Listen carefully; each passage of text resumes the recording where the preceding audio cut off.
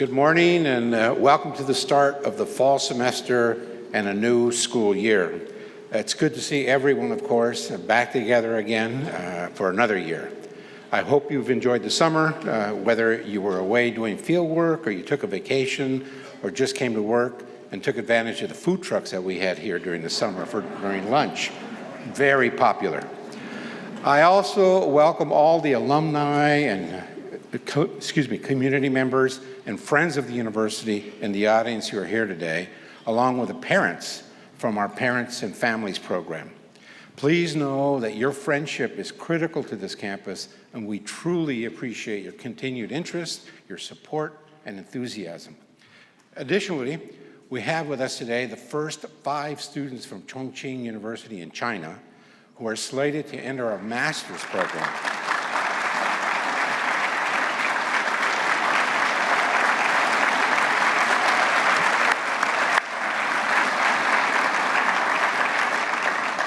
These students are slated to enter our master's program in power engineering.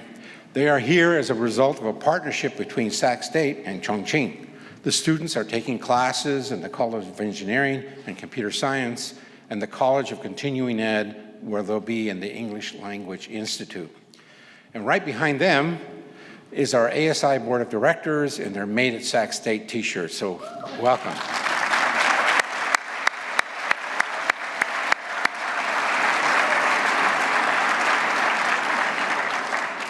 On that note, I'd like to welcome those who are new to Sacramento State. First, there are 25 new tenure-track faculty members who have joined us in the academic departments. Last year,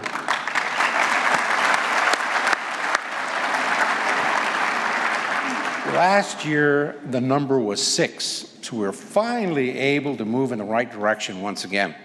Next, I want to give a special Sacramento State welcome to the 8,000 new students who are joining us this fall.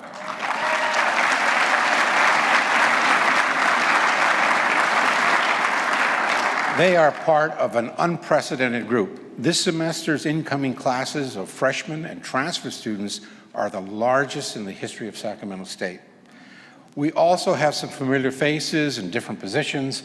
Our 2 ACE fellows have returned to Sacramento State and begun new assignments for a year as part of the fellowship. Dave Evans is, and I've seen him out here. Dave is working, there you are, is working in student affairs as Assistant Vice President for Student Engagement and Success. He oversees academic advising, orientation, the Career Center, and the Guardian Scholars. Now, Dave brings valuable experience and perspective to the new post.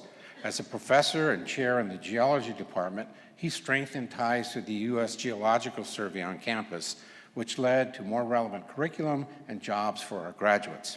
Also returning is Jana Noel. I don't know if Jana's here. There you are.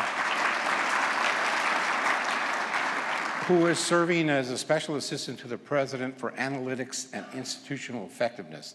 Now, this is a new and very important position, and I'll have more on it later in my remarks. On one more personnel note, we have begun the search for the new provost with the goal that the position will be filled by January. Now, Charles Gossett has agreed to continue to serve on an interim basis until then. Other new developments you may notice on the campus begin with the Department of Physical Therapy's move into Folsom Hall.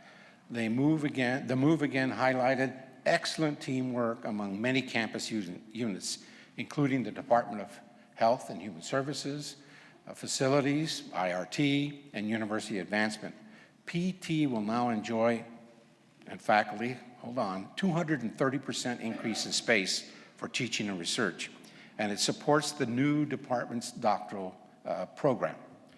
This is the second phase of our plan to establish Folsom Hall as a center for health professions. Continuing the theme of new academic space, IRT and Academic Affairs and Facilities work to equip 23 classrooms with smart technology during the summer, increasing faculty access to smart teaching podiums by almost 50%. One of those rooms was created by combining 2 smaller rooms in Douglas Hall, helping us address a critical need for larger classrooms. Over the summer, the University Union revamped the Hornet's Nest food court to promote better traffic flow and a more welcoming environment for the busy facility that we're in. Speaking of physical changes, work on the master plan is progressing with input from all sectors of the campus. The architect will present ideas to the entire campus community this fall, and everyone will have the opportunity to provide feedback. When the final draft is complete, we'll take the plan to the Chancellor's office and the Board of Trustees for approval. Now, let's move on to more good news. For the first time in several years, I won't be talking about budget and enrollment cuts for our campus.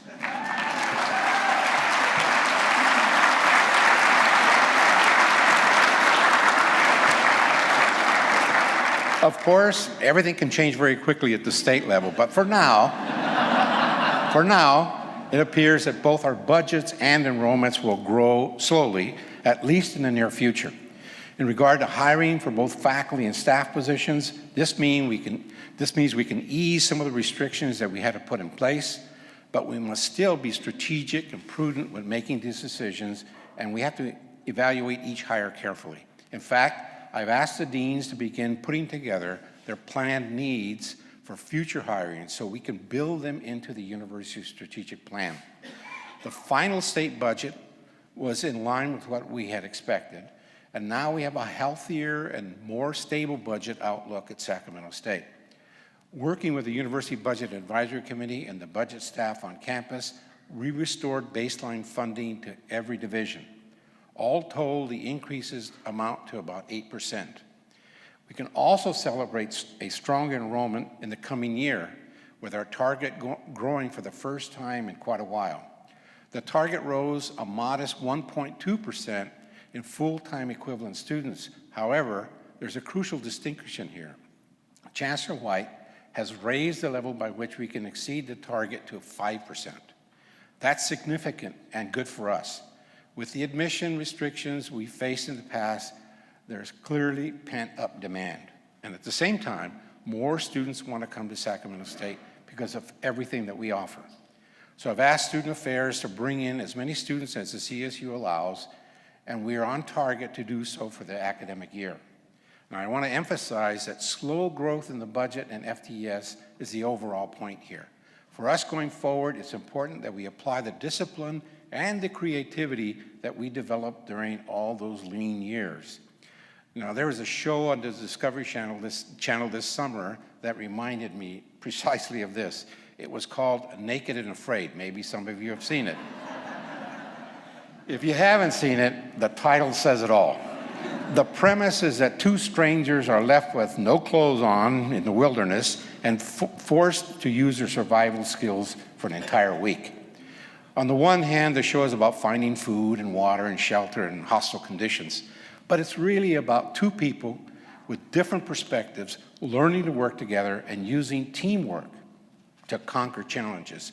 And that's why I mention it today. As the CSU suffered budget cut after budget cut, it seems like we were being left alone in the wilderness with the shirts virtually stolen off our backs. We had to scrounge, and you all know this, for resources, and at times it felt like we were living day to day. But along the way, we also learned a lot about ourselves. We found strength in our core educational mission, and we discovered that entire communities believed in the value of the California State University and of Sacramento State. We saw how we could succeed by working together, both among ourselves and with those we are here to serve, and that's the real lesson that I hope we take from the aftermath of the Great Recession. Let me give you some examples. A broad coalition of education leaders, elected leaders, business leaders, and student leaders joined together to secure the passage of Prop 30. Our friends in the community stood up for the CSU, providing funds for scholarships, support for academic programs, and donations of time and expertise to ensure that our graduates would receive a quality education. And on campus, in every unit and department, faculty and staff examined how we could do better by our students and provide a helping hand whenever possible. Now we're seeing the beginnings of a new Sacramento State, one that could be exponentially greater than 8% budget increase that we received. In other words, we're delivering on the commitment that we made to the people of our state when we asked for their help. That's very important because we are under more scrutiny than ever. Today's public is much more aware of its investment in public education, and it's clear that the changes we are experiencing are just the beginning. One of the most heartening changes is that more people are taking notice of the great work that we do here. I hear about it all the time when I'm out in the community. In fact, that's one of the biggest changes that I've experienced in my 10 years here. The community is more willing to speak up about the great work that you do for our campus and the region, and I hope we can continue to improve in this area. Increased public scrutiny means that we cannot be modest about the excellence at Sacramento State, especially when there are direct and immediate benefits for the community. Community partnerships are one of the best avenues we have to provide those benefits, and I know that they involve a lot of effort on your part. So I'd like to take a moment to recognize just a few of the many examples of collaboration that we have here at Sacramento State. Diane Lorene Baker from the School of Nursing is the principal investigator of a federal grant to help members of the region's Hmong community receive better treatment for diabetes. Ann Moylan of Family and Consumer Sciences in SSIS worked with 3 local children's hospitals to develop and teach a course in child life. Now, the field provides social and emotional support and education to children and their families in times of illness or injury, and the new course provided students with hands-on training. In the College of Business Administration, our MBA for Executive program continues to grow, with Intel signing on for the 8th time locally, and expansion to Singapore internationally. In teaching credentials in the College of Education, Brian Lim offered a workshop on the Common Core Standards and the EAP partnership with the Sacramento County Office of Education and the Chancellor's Office. The College of Arts and Letters created Family Fun Day Sunday to showcase the incredible talents and value of all its departments. More than 2,500 people came to the campus for the event, and the college also used it to reconnect with many alumni. Last year's Unite at the Crocker Museum is an initiative already becoming a signature event for us in the community. The construction management department's strong faculty connections to industry are again leading to results for students with 100% employment rate for its most recent class of graduates. Engagement is happening at the university-wide level as well. We completed work on the Campus Smart Grid program in May in conjunction with SMUD and the state. Now, this project helps us monitor electricity use, saves us money on energy costs, and added charging stations for vehicles that are electric as well. Looking ahead, the technology will produce data on energy consumption that we can use to be even more efficient as the campus grows. A relatively new relationship with a local high school is coming to fruition as well.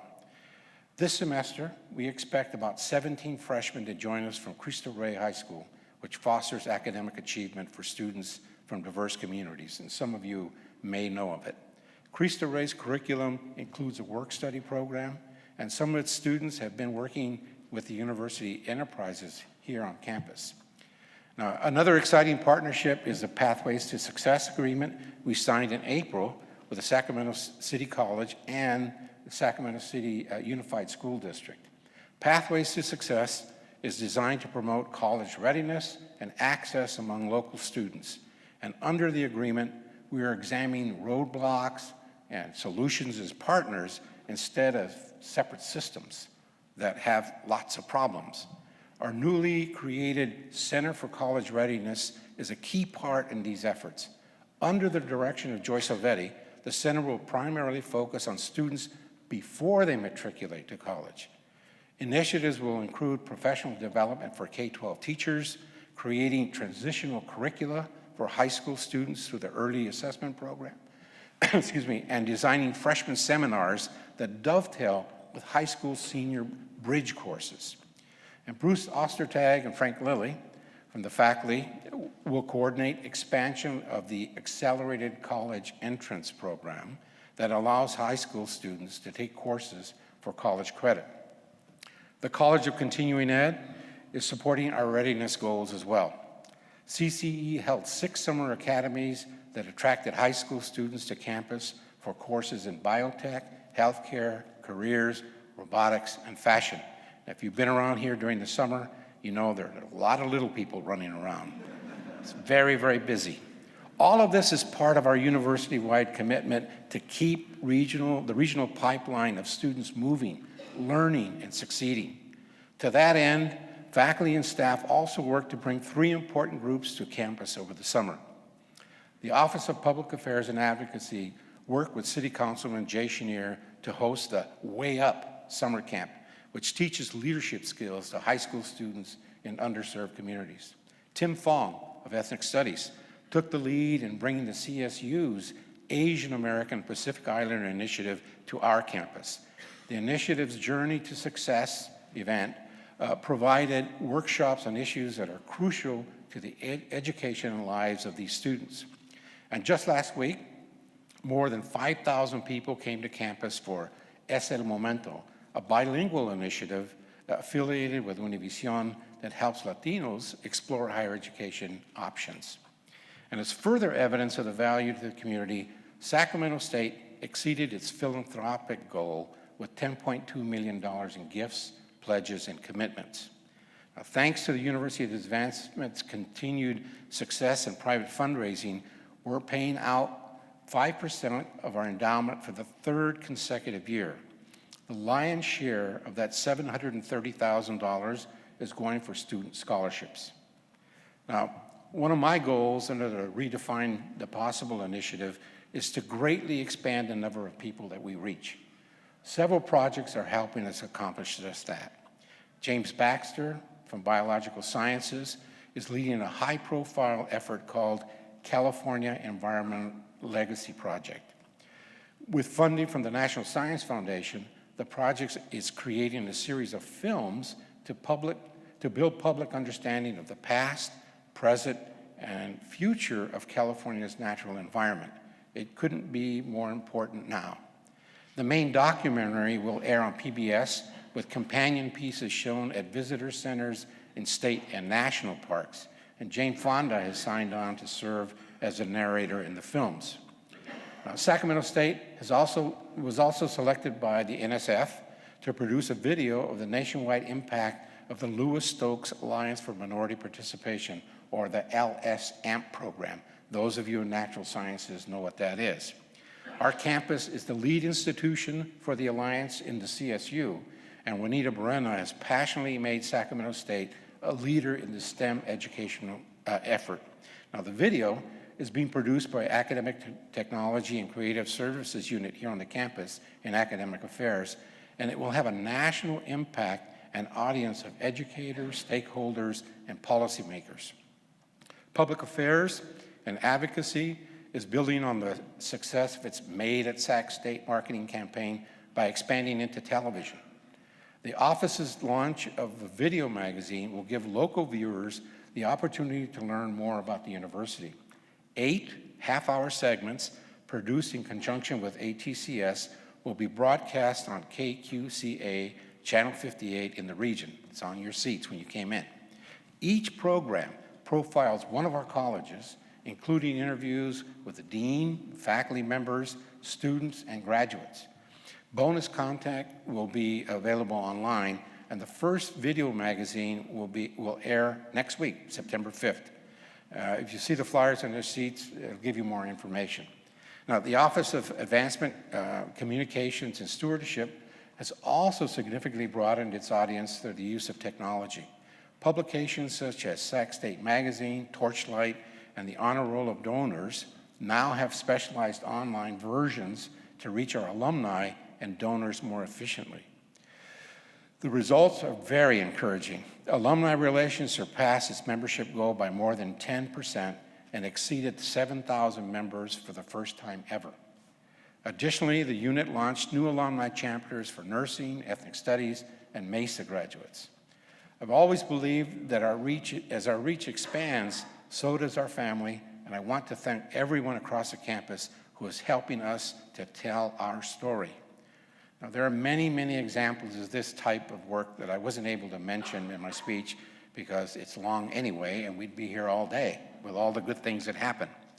I hope that everyone realizes, however, the impact that all of it is having on us and the region. It matters at every level.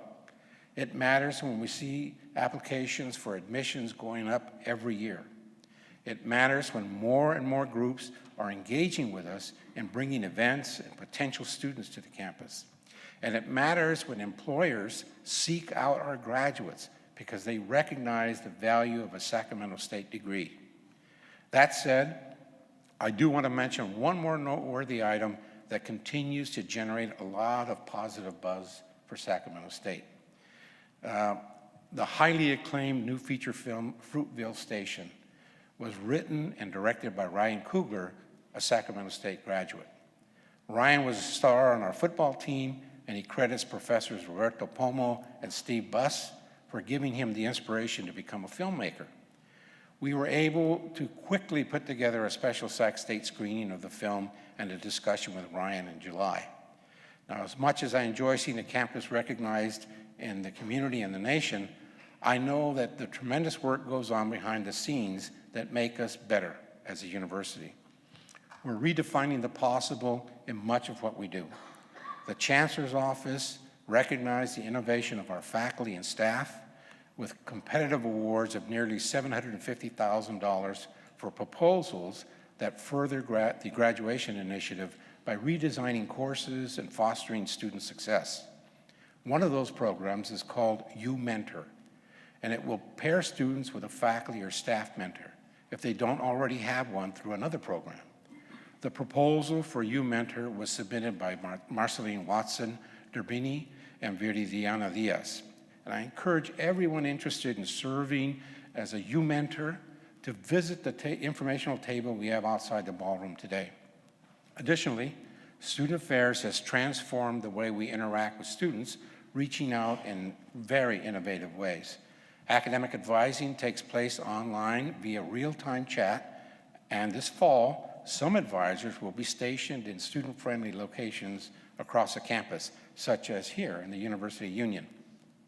This commitment has led to 97% of our students, our freshmen, receiving one-on-one advising. And that really is spectacular. Information resources and technology has been a key partner in enhancing our student success initiatives by providing tools for degree audits and planning and the automation of key services such as registration and financial aid. At the same time, the unit has significantly increased privacy protections of the vast amount of data that we have on campus. These are enormous tasks on a campus of our size. As an aside, I think all of you have been getting those emails that I get as well. You know, click here, give me your password, and I'll get into the system. It's a big, big job. Our students can also enjoy greater opportunities thanks to the California Intern Network, which is administered by University Enterprises. UEI expanded the initiative this year to include federal, county, city, and private employment opportunities.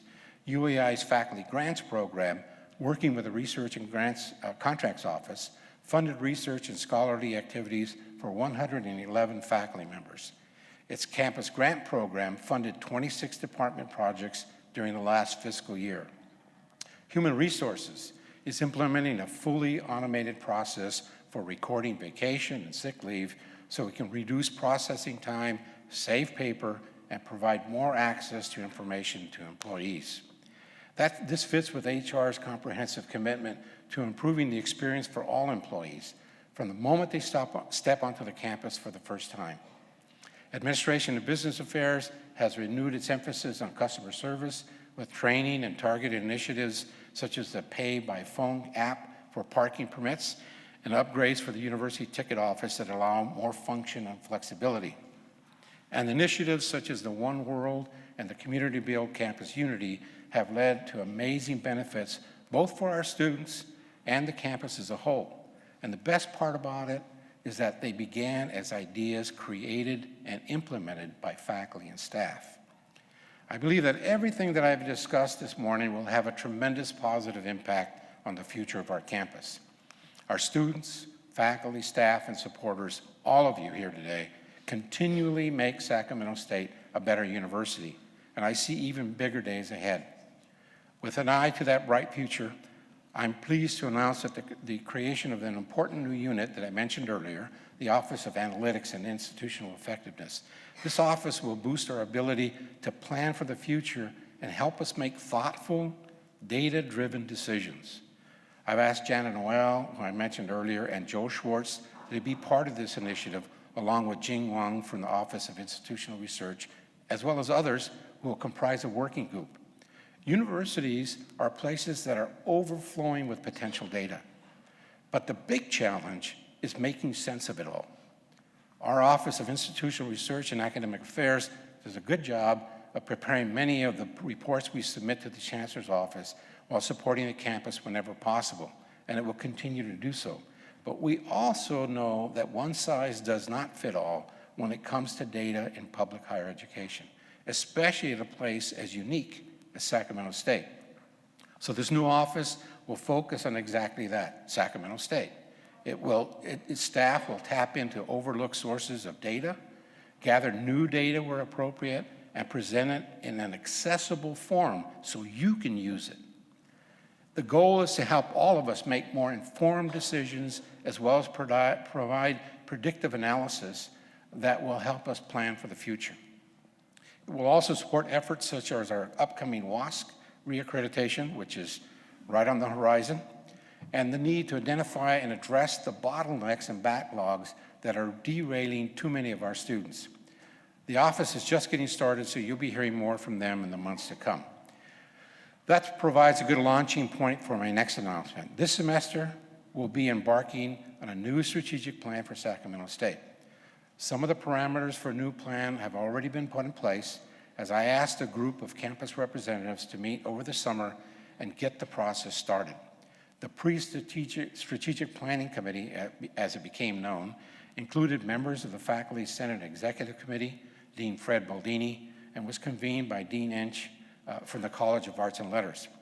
Now, they framed out themes to drive the process going forward and took a look at big issues, such as what defines us, what we can or should be best at, and how we can maximize resources.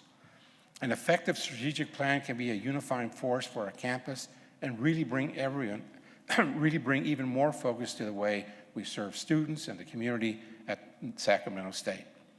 The impetus for my next announcement came early this year when I met with the University Union Board of Directors.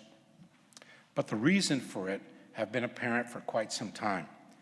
As the campus has grown, and all of you have seen it, and vibrancy and popularity needs arise. The board and I discussed the future of the student-owned facilities on campus, namely the Well and here the Union.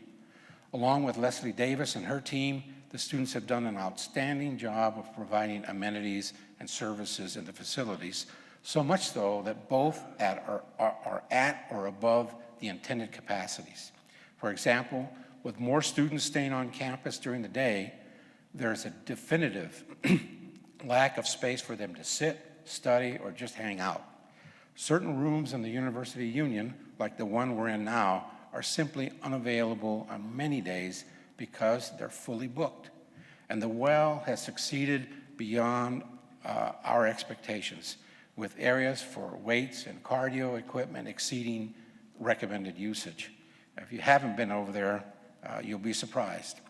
If we are to grow our student body, even modestly, overcrowding at these two most popular student facilities must be alleviated. Now, at our meeting, the board liked the idea of a comprehensive project that would address these concerns all at once, while also adding the student event center that was originally part of the plan when we began the Well and before the economy worsened. Now, with favorable outlooks in bond rates and enrollment growth, along with an impeccable track record for student-owned and operated buildings, the board decided to move forward with exploring project options. They also prepared to begin an alternative consultation process to increase the University Union fee to fund the projects. The Student Fee Advisory Committee subsequently approved that request, and the consultation is happening early this semester. Over the summer, the students have been busy with research. They've looked at our facilities and others on campus, held focus groups with students to learn what they wanted, and worked with a planning architect to determine what's really feasible. They've also launched a website to keep the process transparent and schedule forums and more opportunities for the campus to engage. I look forward to hearing the proposal later in the semester. Now, my final announcement again brings me back to a community partnership. A few months ago, I was approached by the March of Dimes about serving as the event chair of the annual March for Babies in Sacramento. Now, before you get too excited, this is strictly a volunteer post. I'm not stepping down from my day job just yet. But I agreed to the offer because the campaign fits with our commitment to be a resource for the community.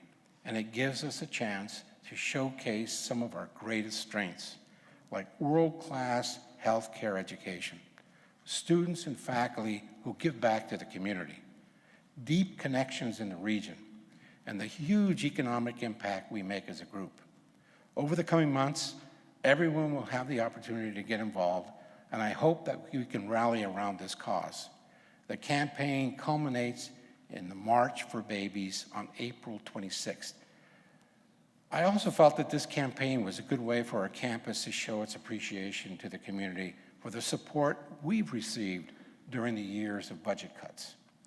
As I mentioned before, this semester hopefully marks the end of a very difficult period for public higher education. And it's because of you, every single one of you, that Sacramento State has emerged with more than enough strength and resolve to welcome the largest ever incoming class at our university. I want to thank you so much for seeing us through the tough times. Thank you for never wavering for your commitment to our students. And thank you for the work that you do each and every day.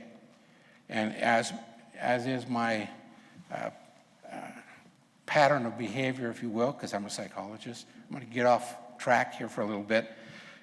This is my 11th year serving this university. This is the beginning of my 11th year. Again, I just want to recommit to you, every single one of you, that I'm going to give everything that I've given this far and continue on into this coming year. I think while one period in public higher education is coming to a close, if you've been keeping up with the news and what President Obama has just kind of launched as his initiative for education and getting students through, we're going to have to work even harder to make sure that our story is heard and understood. Who our students are, why we are so valuable. The students that we serve are the future of California and of this nation.